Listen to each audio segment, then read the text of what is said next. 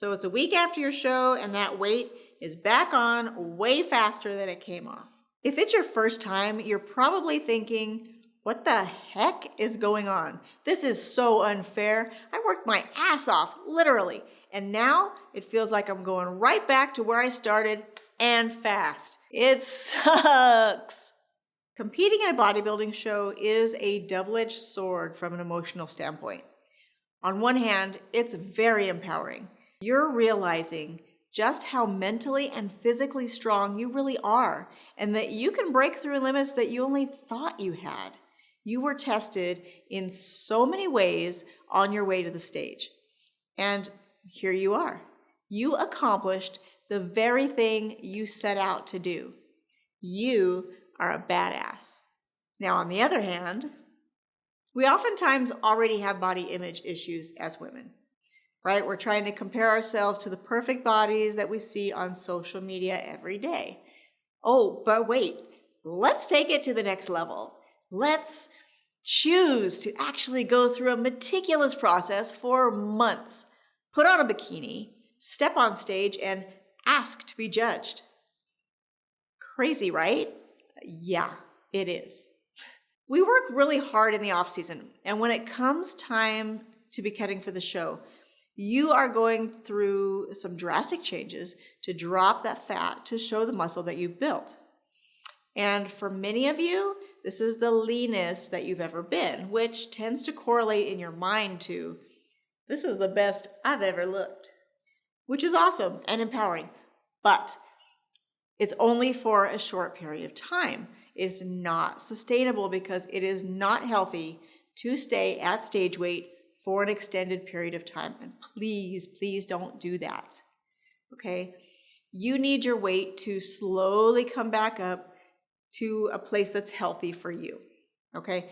But when this happens, you're very likely to feel fat, no matter how you look, because now you've seen yourself in a lean place that you've probably really happy about, but it can be hard to adjust to bringing that weight back up again. You know, and sometimes if you say, I look fat or I feel fat to, friends or family who don't compete, they don't get it because they haven't been in your shoes. And you might hear things like, you're crazy, or you're too skinny now. Or you may just get straight up eye rolling or negative comments about you complaining about your weight gain because they don't understand the psychological effects that's going on inside of your head. So I want to give you some advice to get through it.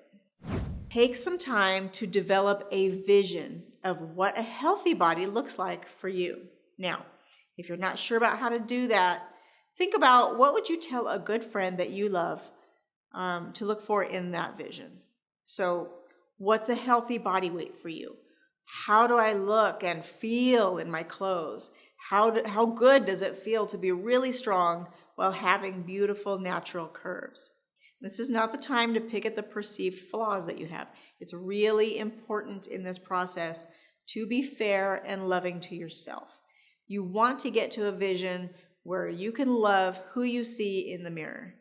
I know it's easier said than done, but absolutely worth the work and process to get there. Now let's talk about body goals. As you know, we have a tendency to set unrealistic goals for ourselves. But all this does is sets us up for feelings of failure and unworthiness. For example, I know there are a lot of people out there who are looking to have abs year-round. I need to have abs. I get that. They're pretty dang cool to have. But for a high percentage of people, this is simply not attainable on an off-season body. And that's perfectly normal and perfectly fine. So maybe you change that goal from year-round abs to being comfortable in your favorite dress or other outfits. Having goals that are healthy and loving will help you feel better and give you something positive to focus on. You can always modify them, but start realistic. Takeaway from section 3 of the Post-Show Blues series: when you feel fat and overwhelmed because you just gained your post-show weight back, look at your healthy and loving body image goals. Be sure to watch for part 4 of the Post-Show Blues series, where I talk about the impact of self-talk and give you easy, workable solutions. Ladies, be strong in your journey. Know that what we talked about today is normal. Actively work to counter those thoughts that are no longer serving you. Seek out support from others who will uplift you. And you can always reach out to me too. Thank you guys so much for watching today. I do hope you found this helpful. I'll see you next week for part 4 in the Post-Show Blues series.